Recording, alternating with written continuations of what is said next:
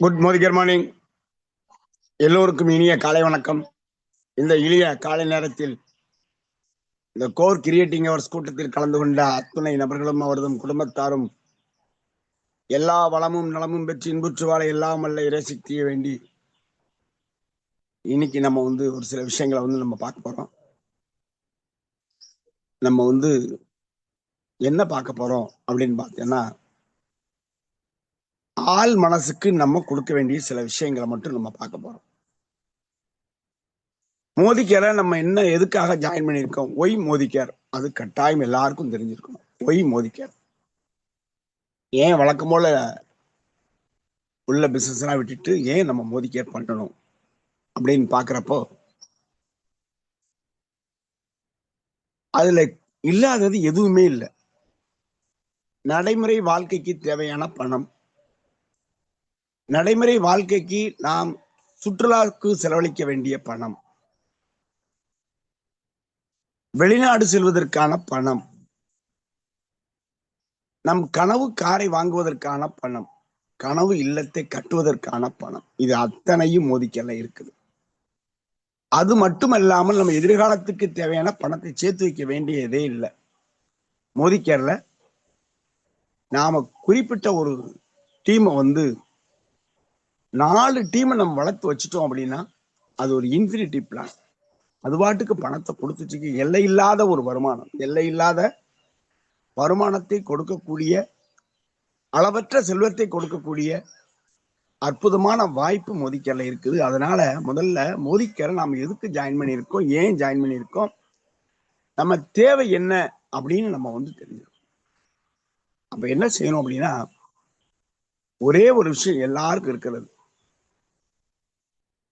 நம்ம இந்த வயசு வரைக்கும் வாழ்ந்திருக்கோம். சின்ன வயசுல இருந்து நம்ம வாழும்போது பார்த்தோம் அப்படின்னா, நமக்கு நம்ம வீட்டுல ஒரு சின்ன குழந்தையா இருக்கும்போது ஒரு இதுல ஏறுவோம். ஏறாத கீழே விழுந்துருவ அப்படிம்பாங்க.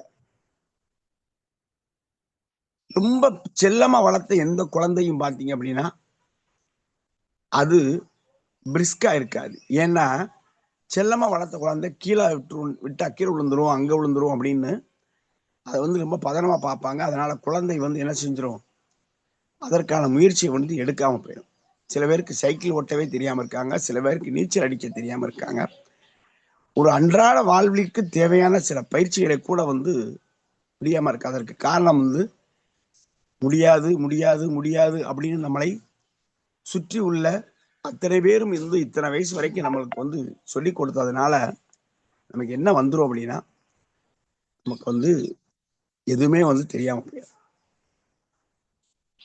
எல்லாத்தையும் முடியாது முடியாதுன்னு சொன்னதுனால நம்ம மைண்ட் ஒரு சில விஷயங்களை அதுவா சொல்ல முடியாது அப்படின்னு அதை விடுத்து உன்னாலும் முடியும் அப்படின்னு நம்ம நம்பணும். மனசுல 2 விதமான மனசு, ஒண்ணு வெளி மனசு, ஒண்ணு ஆள் மனது. வெளி மனதுக்கு பார்த்தோம் அப்படின்னா சில விஷயங்களை பகுத்து ஆய்வு செய்யக்கூடியது. அது என்ன செய்யணும், யோசிக்கும். இது நம்மளால முடியுமா முடியாதா அப்படின்னு யோசிக்கும். ஆனா உள்மனது, அகம் அப்படின்னு சொல்லுவோம். அகத்துல பார்த்தோம் அப்படின்னா உள்ளுக்குள்ள அந்த ஆள் மனசுக்கு ஒரு விஷயத்தை கொடுத்துட்டோம் அப்படின்னா அதுக்கு என்ன கொடுக்குறோமோ அதை அப்படியே ஏற்றுக்கொள்ளும். அது அப்படியே செயல்படுத்த தொடங்கும். அதுக்கு அப்படி ஒரு ஆழ்மனதுக்கு ஒரு அற்புதமான சக்தி இருக்குது. இந்த ஆழ்மனதுக்கு நம்ம என்ன விஷயம் கொடுத்தாலும் அதை கட்டாயம் நமக்கு ஒரு நாள் நிறைவேற்றி தரும். தொடர்ந்து ஒரு விஷயத்தை சொல்லிக்கொண்டே இருந்தால், தொடர்ந்து ஒரு விஷயத்தை நம்ம அதற்கு கொடுத்துக்கிட்டே இருந்தோம் அப்படின்னா கட்டாயம் ஒரு நாள் அது நடத்தியே தீரும். உதாரணத்துக்கு பார்த்தோம் அப்படின்னா, தஞ்சை பெரிய கோயிலை கட்டின ராஜராஜ சோழன். ஒரு சில விஷயங்களை நாம பார்த்திருக்கோம். அது எதனால நடந்ததுன்னு பாருங்க, அதை யோசிங்க. அதனால எல்லாமும் எல்லாராலையும் முடியும். அப்ப தஞ்சை ராஜராஜ சோழன் ஒரு உலகத்திலே மிக பிரமாண்டமான ஒரு கோவில் சிவனுக்காக கட்டுறாரு. பார்த்து பார்த்து கட்டுறாரு. அந்த காலத்துல மன்னர்கள்லாம் இறைவனோட நேரடியா பேசக்கூடிய வாய்ப்பு. அப்போ அகில உலகத்திலே நம்மை போல வந்து யாருமே வந்து ஒரு கோயில் கட்டியிருக்க கூடாது. அப்படிப்பட்ட ஒரு பிரம்மாண்டமான ஒரு கோயில், கலைநயத்தோட உள்ள ஒரு கோயில் வந்து கட்டணும் அப்படின்னு பிளான் பண்ணி அவர் வந்து கோயிலை கட்டுறாரு. கட்டி முடிச்சாச்சு. பல அதுக்கு கோயிலை கட்டப்போது பல இது இருக்கு, எல்லாத்தையும் முடிச்சு ஒரு கோயிலை வந்து பினிஷ் பண்ணிட்டார். இப்போ இறைவன்கிட்ட கேட்கிறார். என்ன கேட்கிறார் அப்படின்னா, இவர் வந்து இந்த கோயிலை கட்டிக்கிட்டு இருக்க அதே காலகட்டத்துல பூசலார் அப்படின்னு ஒருத்தர், அவர் மனசுக்குள்ளேயே மிக பிரம்மாண்டமான ஒரு கோயிலை கட்டிட்டு இருக்காரு. ராஜராஜ சோழன் எப்ப வந்து ஆரம்பிச்சாரோ அதே காலத்துல அவரு மனசுக்குள்ளேயே வந்து ஒரு கோயில் கட்ட ஆரம்பிக்கிறார். இப்ப அவரும் வந்து கோயிலை கட்டி மனசுக்குள்ளே கட்டி முடிச்சிட்டார். இப்ப ராஜராஜ சோழன் இறைவன்கிட்ட கேட்கிறாரு. அப்ப வந்து இந்த கும்பாபிஷேகம் இத்தனாம் தேதி நடக்குது, நீங்க இறைவனை வந்து கட்டாயம் வந்து நீங்க வந்துடணும் அப்படின்னு சொல்லி கூப்பிடுறாரு. அப்ப சிவன் சொல்றாரு, இல்ல அது தேதியில வர முடியாதுப்பா, நான் இன்னொரு இடத்துல எனக்கு அதே நாளையில கும்பாபிஷேகம் இருக்குது, அதனால நீ மாத்தி வச்சுக்கோ அப்படின்னு சொல்லி சொன்னாரு. இவருக்கு ஒரே ஷாக். என்னைய விட ஒரு பிரம்மாண்டமான கோயில், என்னைய விட பெரிய கோயில் இந்த உலகத்துல யாரு கட்டியிருக்கா அப்படின்னு சொல்லி தன்னோட படைகள் எல்லாம் அனுப்பி தேசம் முழுக்க வந்து எல்லா இடங்களையும் சுத்தி பாக்குறாங்க. எங்கேயும் அப்படி ஒரு கோயில் இல்லை. அப்ப கேட்கிறாரு இறைவன்ட்ட, என்ன சொன்னீங்க, பிரம்மாண்டமான ஒரு கோயில் கட்டி இருக்கு அப்படின்னு சொன்னீங்க, ஆனா எங்கேயும் இல்லை அப்படிங்கிறப்ப, இல்லப்பா அவர் மனசுக்குள்ள வந்து மிக பிரம்மாண்டமான கோயில் கட்டி எனக்கு முன்னாடியே வந்து எங்கிட்ட வந்து அனுமதி வாங்கி அவருக்கு அந்த கும்பாபிஷேக நிகழ்வை வந்து அவர் வந்து தேதி குறிச்சிட்டாரு, அதனால அங்க போறேன் அப்படிங்கிறாரு. இப்ப பாருங்க, புறத்தை விட அகத்துக்கு வந்து எவ்வளவு வந்து சிறப்பு இருக்கு அப்படின்னு. அதனாலதான் சொல்றது, மனசுல நம்ம என்ன நினைக்கிறோமோ அது கட்டாயம் அதை வந்து ஆழ பதிஞ்சிட்டோம்னா, சொல்லுவாங்கல்ல, மனசுல ஒரு விஷயத்த பசுமரத்தாணி போல வந்து பதிய வைங்க அப்படிம்பாங்க. பசுமரத்தாணினா பச்சை மரத்துல ஒரு ஆணி அடிச்சுட்டோம் அப்படின்னா திருப்பி வந்து அந்த ஆணியை வந்து புடுங்கவே முடியாது. அப்படி வந்து அப்ப எப்படி வந்து அந்த இறைவன் வந்து அகத்துல கட்டின அந்த பூசலாரோட பூஜைக்கு வந்து அவர் வந்து செல்றார்.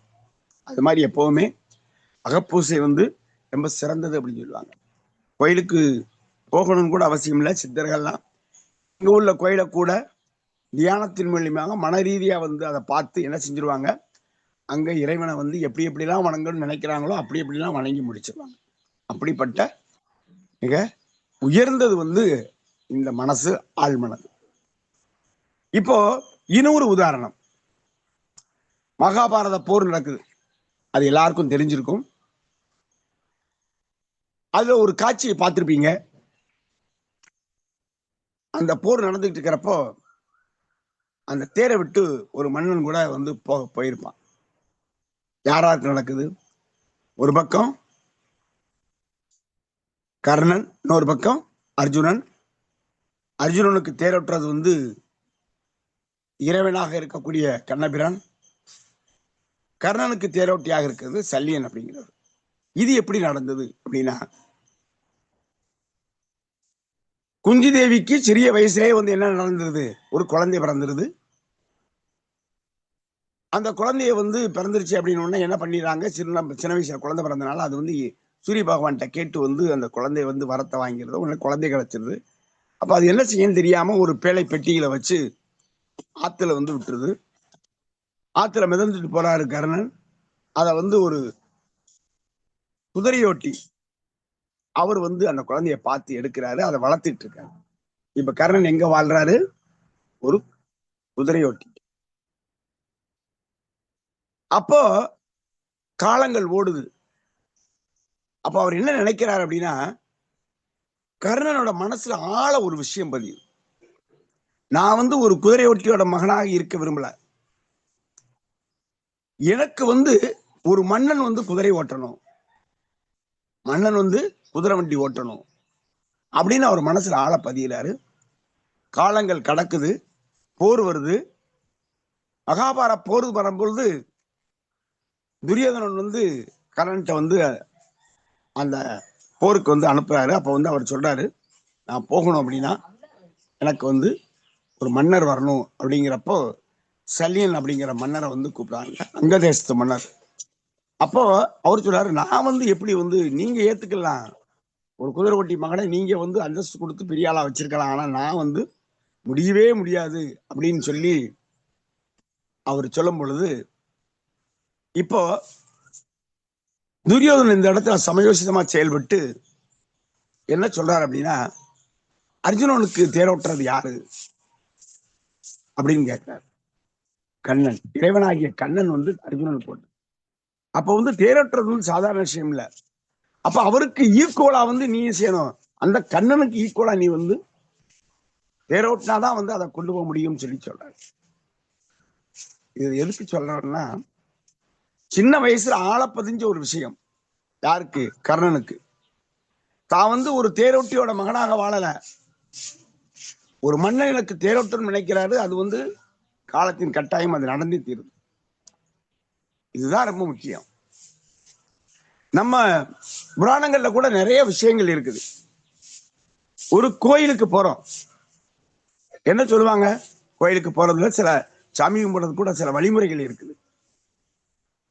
முன்னாடி வந்து கோயிலுக்கு முன்னாடி பலிபீடம் இருக்கும், உள்ள போன உடனே பலிபீடம் அப்படின்னா நம்ம மக்கள் தவறா புரிஞ்சு வந்து எந்த உயிரினங்களையும் வந்து அதுல பலியிடுறது இல்லை. அது வந்து என்னன்னா, வெளியே இருக்கிறப்ப பல மனசு இருக்கும் நமக்கு, நம்ம நிறைய விஷயங்களை வந்து மனசுக்குள்ள போட்டு புதைச்சிருப்போம். இப்ப பலிபீடத்துக்கு முன்னாடி நின்று என்ன செய்யணும் அப்படின்னா, ஒரு நிமிடம் நம்ம மனசு வந்து அங்க பலியிடுறது, அதுல எதுவுமே இல்லாம மனசுல எந்த ஒரு விஷயம் இல்லாம மனசை எம்டியாக்குறது. இப்ப இறைவனை மட்டுமே வந்து நினைக்கக்கூடிய ஒரு மனசை வந்து உருவாக்குறது. அப்ப பழசா இருக்கக்கூடிய எல்லா மனசுல கூடிய விஷயங்கள் எல்லாம் என்ன செய்யறது, நம்ம வந்து பலியிடுறது. புரியுதா, பலியிட்டோம். அதுக்கப்புறம் வந்து உள்ள துவாரபாலகர் அப்படிங்கிற கொடிமரம் இருக்கும், வாகனம் இருக்கும், துவாரபாலகர் இருப்பாங்க. விட்டெல்லாம் அனுமதி வாங்கி இறைவனை மூலஸ்தானத்துல பார்த்துட்டு அப்புறம் சுத்தி பிரகாரத்துல வரும்போது வரிசையா வந்து ஒவ்வொரு சாமியா கும்பிட்டு கடைசியில வந்து இறுதியா வந்து கொடிமரத்துக்கு முன்பாக உளுந்து கும்பிட்டுட்டு எல்லாரும் சொல்லுவாங்க ஒரு 5 நிமிஷம் உட்கார்ந்துட்டு போகணும். அது உட்கார்ந்துட்டு போறது இல்லை. அதுதான் இன்னும் வந்து நம்ம வந்து நம்ம மதத்துல சரியா வந்து எதை எதை சரியாக வந்து கடைபிடிக்கணும்னு சொல்லல.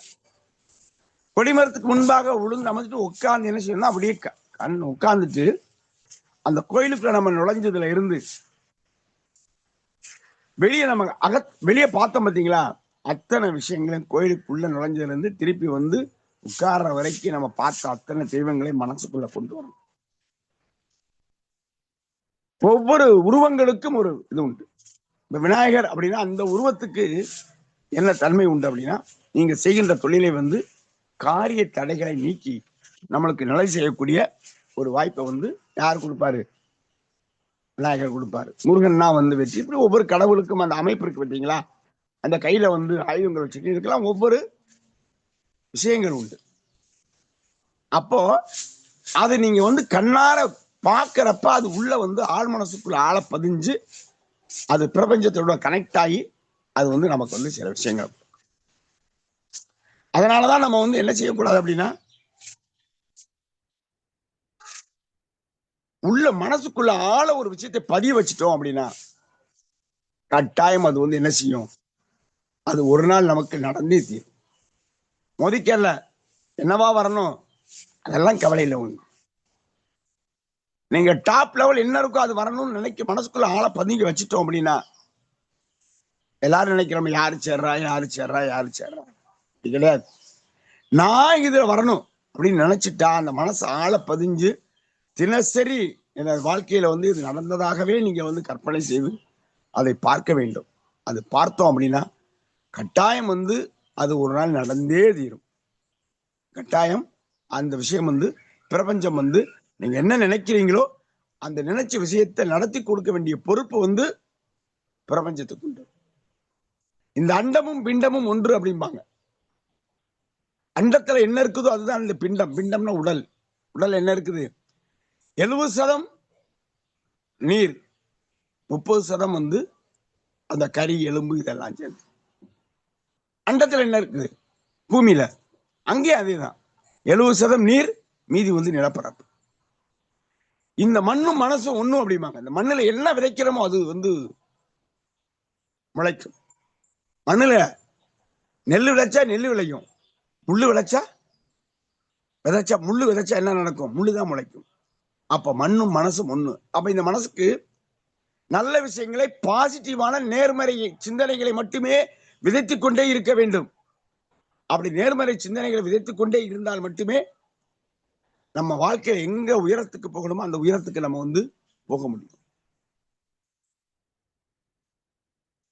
நான் வந்து கடவுள்கிட்ட வந்து ஒரு நபர் வந்து கேட்டாராம், என்னோட வாழ்க்கையை நான் எப்படி வந்து வழி நடத்துவது அப்படின்னு.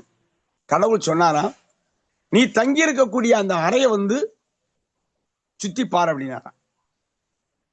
உடனே அப்போ அந்த அறையில வந்து எல்லாம் இருக்கும், எல்லாம் அந்த அறை வந்து ஒவ்வொரு விஷயத்தையும் பதில் சொன்னது. அதுவே பதில், கடவுளுக்கு பதிலா அந்த அறையே பதில் சொன்னது. என்ன சொன்னது? மேற்கூரை சொல்லுச்சு. என்ன சொல்லுச்சு தெரியுமா? உன் எண்ணங்களை உயர்வாக வை அப்படின்னு சொல்லி சொல்லுச்சு. ஃபேன் சுத்துறது பார்த்தீங்களா, காத்தாடி சுத்துறது, அது சொல்லிச்சா எப்பவுமே வந்து என்னை மாதிரி வந்து குளிர்ச்சியா வச்சுக்கணும்.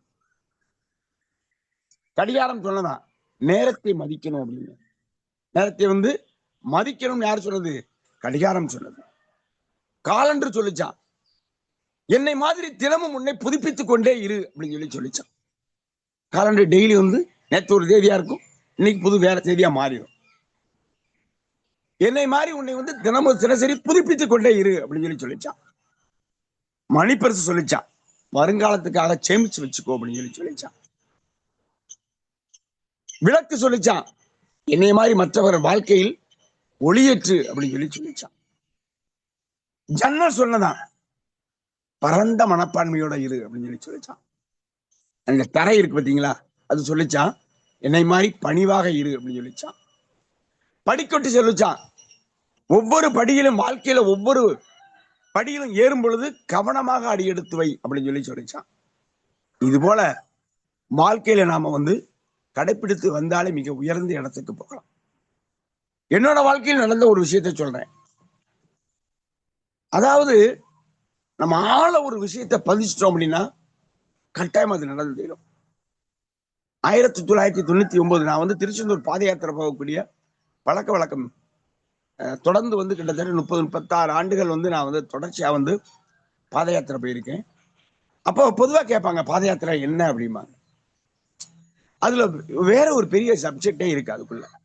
ஒரு பக்கம் பக்தி இருந்தாலும் ஒரு பக்கம் மனசுக்கு சில விஷயங்கள் நம்ம கொடுக்குறோம் அப்படிங்கிற சில விஷயங்கள் உண்டு. எப்படின்னா, இப்போ ஒரு பஸ் ஸ்டாப்ல இறங்குறோம், பஸ்ல வந்து இறங்கி இருக்கோம், நம்ம வீடு வந்து 1 கிலோமீட்டர் தூரம் இருக்குது அப்படின்னா பெரும்பாலும் என்ன செய்யறோம்னா, ஏதாவது ஒரு 2 வீலர் வராதா அதுல ஏறி போயிருவோம், இல்ல வீட்டுல யாராவது வர சொல்லி போறோம், இல்ல ஒரு ஆட்டோல ஏறி போறோம். 1 கிலோமீட்டர் தூரம் தானே, பை வாக்கிங்ல போகலாமா போகக்கூடாதா? ஆனா நான் திருச்செந்தூர் போகும்பொழுது 150 கிலோமீட்டர் அந்த ரோடுல வந்து என்ன இருக்கும், உண்மையிலேயே வந்து கல்லும் முள்ளும் இருக்கிற மாதிரி. அந்த காலத்தை கூட மண் பாதையில நல்லா இருக்கும். இப்ப வந்து தார் ரோடு வந்து அப்படியே வந்து என்ன முள்ளு முள்ளா குத்தும். அந்த வழிகளையும் பார்த்தோம் அப்படின்னா அழிக்காதா? ஆனா என்ன, மனசுக்குள்ள தோன்றக்கூடிய ஒரே விஷயம் வந்து திருச்செந்தூர் போய் சேருவது மட்டுமே. காலில் இத்தனை வழி வந்தாலும் பரவாயில்ல, நடக்க முடியலான்னு பரவாயில்ல, அதை மெதுவாக நடந்த அந்த இலக்கை அடையணும்னு ஒரே நோக்கத்தோட போறோம் பார்த்தீங்களா? அப்ப அதுக்குள்ள ஒரு நேர்மறை எண்ணத்தை, சக்தியை வந்து அந்த பாத யாத்திரை கொடுக்கும். அப்படிதான் வந்து ஒரு தடவை போகும்பொழுது என்ன நடந்தது அப்படின்னா, நான் காலையில் நடக்கணும், இன்னைக்கு ஒரு இடத்துல நடந்து வந்துட்டே இருக்கேன். திடீர்னு எனக்கு வந்து ஒரு ஒரு நைட்டு இரவுல வந்து ஒரு பக்கத்துல ஊர், அந்த ஊர்ல இருந்து தான் வந்து ஒரு பஸ்ல இறங்கி எங்க ஊருக்கு வர்றதுக்கு ஒரு கிலோமீட்டர் 1.5 கிலோமீட்டர் வரணும். நானும் இன்னொரு பையனும் நடந்து வந்துட்டே இருக்கோம். அது வர்ற வழியில வந்து இந்த விவசாய காட்டுப்பகுதியில வரோம். எனக்கு என்னமோ தோணுச்சு, அதனால வந்து சில பூச்சிகள்லாம் இருக்குமோ அப்படின்னு கை தட்டிக்கிட்டே தான் வந்தேன். ஆனா ஒண்ணும் இல்லை, வீட்டுக்கு பக்கத்துல வந்தாச்சு. அந்த கோயில் ஒண்ணு இருக்கு, அது பக்கத்துல வந்துட்டு மறுநாள் காலையில பாத யாத்திரை போறதுக்காக எல்லாரும் வந்து அங்க உட்கார்ந்துருக்காங்க இருக்காங்க. இன்னைக்கு கேட்டாங்க, நான் அந்த வீட்டுல போயிட்டு வரத விட்டுட்டு வர்றேன் அப்படின்னு சொல்லிட்டு சொல்லியிருக்கேன். ஒரு 4-5 எட்டு கூட வச்சிருக்க மாட்டேன், காலில் ஏதோ கடிச்சது. அதுல நேரம் பாருங்க, அந்த டைம்ல என் கூட நடந்து வந்துட்டு இருந்தாரு பாருங்களா, அவர் தான் முன்னாடி போயிட்டு இருக்காரு. அவர் ஏதோ ஒரு விஷயம் சொல்றாரு, அவரை கையை இழுத்து பிடிச்சிட்டு நான் போய் காலை வைக்கிறேன். கரெக்டா அது ஏதோ ஒரு பூச்சி கடிச்சிருச்சு. பார்த்தேன், லைட் அடிச்சு பார்த்தா ஒரு பூச்சி. சரி போகட்டும் விட்டாச்சு. அப்போ எல்லாரும் சொல்றாங்க, இந்த பூச்சி கடிச்சிருச்சு, பாம்பு கடிச்சிருச்சு, அதனால வந்து என்ன செய்ய முடியாது, அது குட்டி பாம்பு, பேரு அது ரொம்ப குட்டியா இருக்கும், ரத்த வருஷம் சொல்லுவாங்க. ஐயோ இப்படி கடிச்சிருச்சு அப்படின்னு இல்லை. ஆனா எனக்கு வந்து எல்லாரும் வந்து கடிச்சிருச்சு அப்படின்னு நான் வந்து ஒரு பக்கத்து ஊர்ல ஒரு சித்த வைத்தியர் இருக்காங்க, லைட்டே கூட்டு போனாங்க. அவர் சொன்னாரு நடக்கலாம் கூடாது, அது கால் அப்படி ஆயிரும் இப்படி ஆயிருன்னு சொன்னாங்க. ஆனா எனக்கு மனசு ஒரே ஒரு விஷயம், நம்ம படிச்சிருக்கோம், பாத யாத்திரை தான், எதுக்காக போறோம்? இறைவனை கும்பிடுறோம். உண்மையிலேயே இறை சக்தி இருக்கா இல்லையான்னு தெரியணும் அப்படின்னு மனசுக்குள்ள அது மட்டும்தான் தோணுச்சே தவிர காலில் பாம்பு கடிச்ச விஷயம் எனக்கு மனசுக்குள்ள படவே இல்லை. இப்ப பாம்பு கடிச்சா இரவெல்லாம் தூங்கக்கூடாது, தூங்குனா விஷயம் எரியும் சொல்லுவாங்க. அதனால தூங்கவும் விடல, தூங்கல. பலகாரம் எண்ணெய் பலகாரம் எதுவும் சாப்பிடக்கூடாது அப்படின்னு சொல்லிட்டாங்க. நடந்து போறேன், போய்கிட்டு இருக்கும் போதே கொஞ்சம் ஒரு இங்க இருந்து எங்க ஊர்ல இருந்து கோயில்பட்டி ஒரு 40 கிலோமீட்டர் தூரம் இருக்கும். அங்க போற வழியிலேயே பார்த்தோம் அப்படின்னா எதுக்கு வந்து ஒரு பஸ் வந்துடுது. அந்த பஸ் அதுக்கு விலகும் பொழுது பாத்தீங்க அப்படின்னா ரோட்டை விட்டு கீழே கால் வைக்கிறப்போ ஒரு கால பூச்சி கடிச்சிருந்துச்சா, இன்னும் ஒரு கால் வந்து நல்ல கருஞ்சல்லி நட்டுக்கறி அதுல கால் வச்சோன்னா அது குத்திருச்சு. இப்ப 2 காலும் நடக்க முடியல. இருந்தாலும் போனேன். கோயில்பேட்டில் ஒரு பெரியவர் கூட சொன்னாரு, அங்க போயிட்டு வந்து சிறியான எங்க பவுடரை வாங்கி போட்டேன். இப்போ வந்து அந்த பெரியவர் சொன்னாரு, பரவாயில்ல சாமி, நீங்க வந்து போய் வரலாம் சாமி அப்படின்னு நினைச்சீங்கன்னா கூட பஸ் ஏறி கூட போயிட்டு வாங்க அப்படின்னு சொன்னாரு. எனக்கு உள்ளுக்குள்ள இறைவன் இருக்காரா இல்லையா அது மட்டும் தான் தோணணும் அப்படின்னு. இதுக்கப்புறம் பார்த்தோம் அப்படின்னா கொஞ்சம் கொஞ்சமா வேற விஷயங்கள் நடக்குது. ஈர் வழியா ரத்தம் வந்து வழியுது, மோஷன்ல ரத்தம் போகுது, இது நடந்துகிட்டே இருக்குது. ஆனாலும் வந்து கோவிலுக்கு போயாச்சு, திருச்செந்தூர் கோயிலுக்கு போறப்ப அப்படி ஒரு ரொம்ப பிளட் ரொம்ப லீக் ஆகி வெளியே போயிடுச்சு. ஒரு கொஞ்ச நேரம் வந்து என்னை விட்டே வந்து இல்ல, அப்படி வருது. அப்போ பரவாயில்ல, இறைவனை நம்பி இருந்தோம் பார்த்தீங்களா, அது உண்மையில இருக்கா இல்லையான்னு பார்ப்போம் அப்படிங்கிற மனசு வந்துருச்சு. இப்போ வந்து ஒரு 10 நிமிஷம் வந்து எதுவுமே உடம்புல எந்த அசைவும் இல்லாம திருப்பி வந்து இருந்துச்சேன். எல்லாரும் வந்து என்ன பண்ணாங்க, ஊர்ல கூட இருந்து வர்றவங்க எல்லாம் ஒரு கூட்டம் வந்துட்டாங்க, தவிர்த்துனாங்க. வீட்டுல வந்து பார்த்தா பெரிய கூட்டமே கிரௌண்டா நிக்குது. சரி, மறுநாள் அதுக்கப்புறம் வந்து கிளம்பி 5வது நாள் சரி ஆஸ்பத்திரி போய் செக் பண்ண போவோம் அப்படின்னு போறோம். இதுல பெரிய ஆச்சரியம் என்னன்னா, ரொம்ப சந்தோஷமா இருக்கும். ஒருத்தர் வந்து சுப்பிரமணி அப்படிங்கிறவர் வந்து என்னை கூட்டிட்டு போறாரு. இன்னொருத்தர் வந்து பார்த்தோம்னா பஸ்ல, அதே பஸ்ல வந்து கணேசன் அப்படிங்கிறவர் வர்றாரு. இப்போ அந்த ஆஸ்பத்திரிக்கு போறோம். அந்த டாக்டர் பேரு ராமசாமி. எனக்கு தெரிஞ்சுக்கிறதுக்காக சொல்றேன். அங்க போனா போய் டாக்டர் பாக்குறாரு, பிளட் எடுக்கிறாரு. பிளட்டை எடுத்தா 2.5 மணி நேரம் பிளட் வந்து உரையவே இல்லை. ஒரு பிளட் உடம்பை விட்டு வெளியே வந்துட்டு அடுத்த செகண்ட் வந்து உரையணும். உரையல அப்படின்னா ரொம்ப இதாயிரும், விஷம் ஏறிச்சு அப்படின்னா அது அந்த உரையக்கூடிய தன்மையை விட்டுரும். அதனாலதான் வந்து என்ன ஆயிரும், பிளட் வந்து லீக் ஆகிட்டே இருக்கும். அப்படி ஒவ்வொரு சில பூச்சிக்கு கடிச்சா என்ன நடந்துருச்சு அப்படின்னா எனக்கு டாக்டர் பாக்குறாரு, என்னைய கொஞ்சமாவது படிச்சுட்டு இப்படி இருக்கீங்களே முட்டாள்தனமா, ஒரு ஆளுக்கு இதுக்கு முன்னாடி நான் 33 ஊசி போட்டு காப்பாற்ற முடியலையே, இப்படி இருக்கேன் அப்படி இருக்கேன்னு சொல்லிட்டே இருக்காரு. நான் பார்த்துக்கிட்டே இருந்தேன். 2.5 மணி நேரமா டாக்டர் வந்து அப்ப பையனை பாக்காரு. இப்ப இப்படி இருப்பீங்களா கொஞ்சமாவது, ஒரு படிச்சாளுக்கு தெரிய வேண்டாமா, அப்படி மூட பழக்க வழக்கமா அப்படி இப்படிங்கிறாரு. எனக்கு ஒரே சிந்தனை என்னன்னா, இறைவன் இருக்கானா இல்லையான்னு பார்ப்போம். அப்பட அந்த நம்பிக்கை ஆள் மனசுல நமக்கு அப்பாற்பட்ட ஒரு சக்தி இருக்கு அப்படின்னு சொல்லி ஆளை பதிஞ்சதன் விளைவு. இப்ப என்ன செய்யறாரு, அவர் போய் டாக்டர் வந்து பார்த்துட்டு கடைசியில அவர்கிட்ட டாக்டர் போறேன், தேருன்றீங்களா தேராண்டீங்களான்னு. என்னையா உயிர் மேல ஆசையெல்லாம் பேசுறீர் அப்படின்னாரு. பரவாயில்ல சார், வைத்தியம் பண்ணுங்க அப்படின்னு. இப்ப அவர் என்ன பண்ணாரு, ஒரு 2 ஊசிய குளுக்கோஸ்ல ஏற்றி போட்டார். போட்டு முடிச்சு பிளட் எடுத்தாரு. பிளட் 1/4 மணி நேரத்துல உரைய ஆரம்பிச்சிச்சு. அது சொல்றாரு, நீ ஆச்சரியமா இருக்கு அப்படின்னாரு. பிறகு 2 ஊசி போட்டாரு, சரியா போச்சு, போதுட்டாரு. 4 ஊசியில சரியா போச்சு. ஆனா விஷயம் வந்து கொடிய விஷயம், அது வந்து அவர் வந்து சொன்னது உண்மை. ஆனா அந்த நம்பிக்கை பார்த்தீங்களா, அது உடம்புல வந்து அந்த நம்பிக்கை இருந்தால பாம்பு கடிச்ச அந்த விஷயம் என் மனசுக்குள்ள வரல. இறைவன் இருக்காரா இல்லையா அப்படிங்கிற மனசுல போனாலும் இந்த விஷயம் வந்து என்ன செய்யல, உடம்பு முழுக்க அவ்வளவு தீவிரமா வந்து பரவல அப்படின்னு நான் நினைக்கிறேன். அது ஏன் சொல்றேன் அப்படின்னா, மனசுல ஆழ பதிஞ்சிட்டோம் அப்படின்னா எந்த விஷயமும் வந்து இருக்காது. இதுக்கு உதாரணமா கூட சயின்டிபிக்கா கூட ஒரு வேலை செஞ்சாங்க. ஒரு சிறைச்சாலையில ஒரு கைதி இருந்தாரு. அதுக்கு ஒரு அவர் வந்து ஏற்கனவே மரண தண்டனை கைதி. இப்ப அவர் வந்து ஒரு டெஸ்ட் பண்ணாங்க, செக் பண்ணாங்க. என்னன்னா, அவர் கண்ணுக்கு முன்னாடி வந்து என்ன பண்ணாங்க, பாம்பை காட்டினாங்க. பாம்பை வச்சு உன்னை கடிக்க வைக்க போறேன்னாங்க. அதுதான் உனக்கு தண்டனை அப்படின்னாங்க.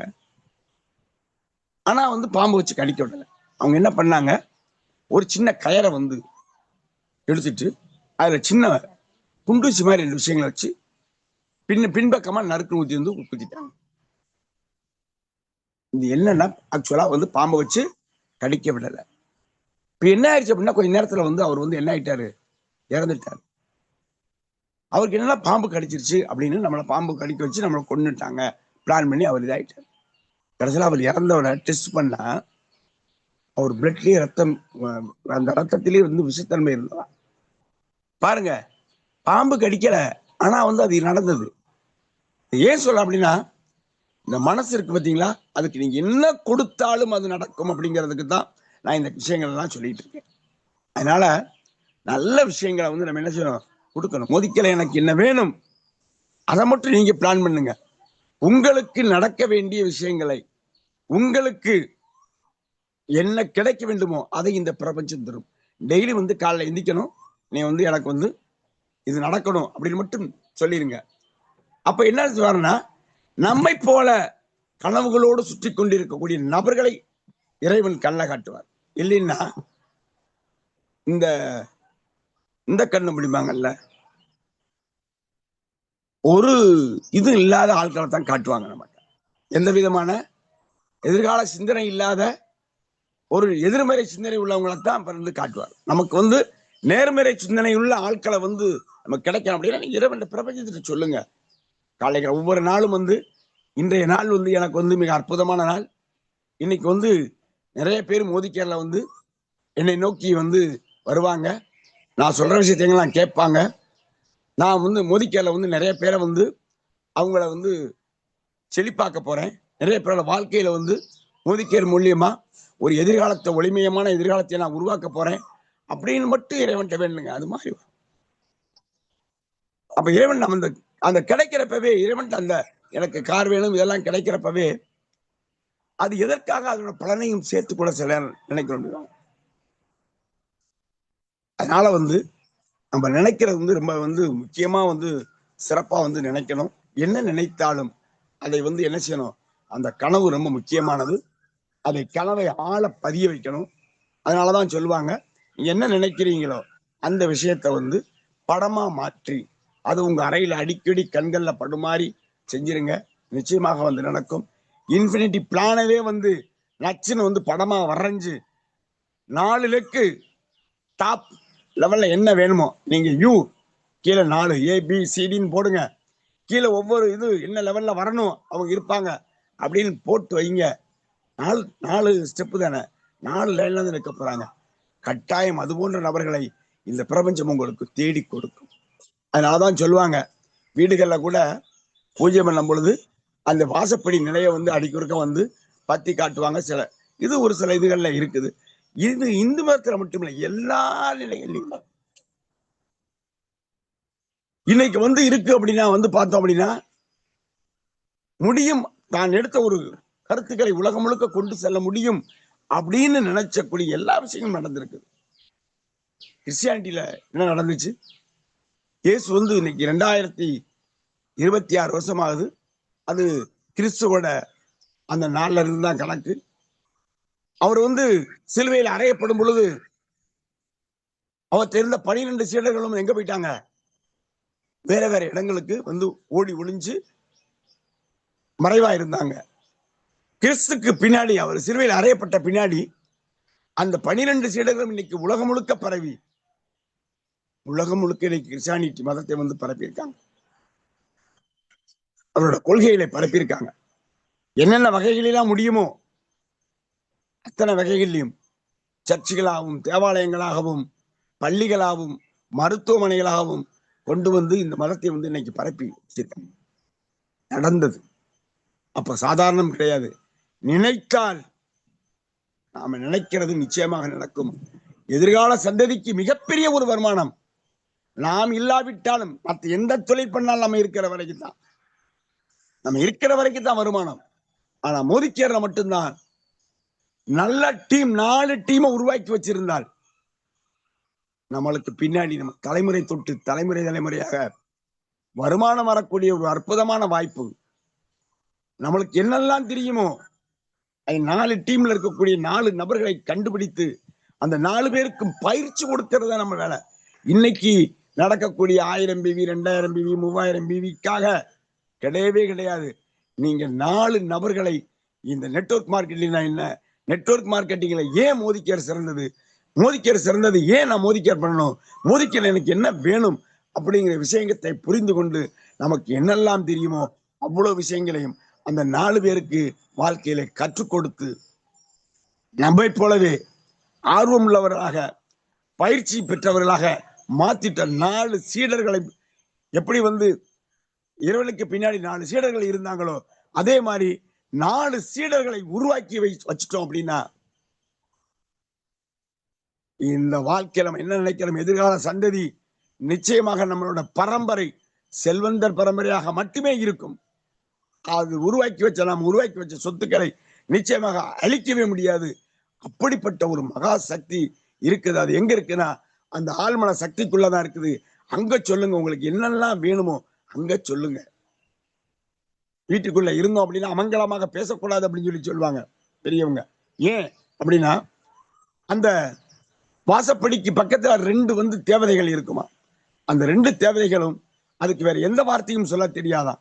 நம்ம என்ன சொன்னாலும் அப்படியே ஆகட்டும், எனக்கு நிறைய பணம் வேணும் அப்படியே ஆகட்டும், எனக்கு எவனுமே பணம் தர மாட்டேங்க அப்படியே ஆகட்டும், மோதிக்கல்ல என்னை நோக்கி நிறைய பேர் வருவாங்க அது என்ன சொல்லும் அப்படி ஆகட்டும், மோதிக்கல்ல எனக்கு 4 டீம் ஸ்ட்ராங் டீம் அமையும் அது என்ன சொல்லும் அப்படியே அமையட்டும், எவன் சேர்றான் அப்படின்னு நினைச்சா அதுக்கும் அப்படியே ஆகட்டும். அதனாலதான் சொல்லுவாங்க வீட்டுல பெண்களே ஒரு முக்கியமான சில வார்த்தைகளை பேசக்கூடாதுன்னு சொல்லுவாங்க. வீட்டுல துட்டு இல்ல, அரிசி இல்ல, பருப்பு இல்ல, மிளகா இல்ல, ஜாமான் இல்ல, இது சொல்லக்கூடாது. என்ன வேணுமா, அரிசி வேண்டும், பருப்பு வேண்டும், எண்ணெய் வேண்டும், செலவுக்கு பணம் வேணும், இப்படி கேட்கணும். செலவுக்கு பணம் இல்ல அப்படி சொல்லக்கூடாது, செலவுக்கு பணம் வேண்டும் அப்படிங்கிற பாசிட்டிவான நேர்மறை வார்த்தைகளை பயன்படுத்தி கொண்டே இருந்தால் நிச்சயமாக நம்மளோட வாழ்க்கை மாறும், மகத்தான வாழ்க்கை மாறும், எதிர்காலம் ஒளிமயமான எதிர்காலமாக நிச்சயமாக அமையும் அப்படின்னு கேட்டுட்டு மீண்டும் ஒரு பதிவில் சந்திப்போம் என கேட்டு விடைபெறுகிறேன். நன்றி, வணக்கம்.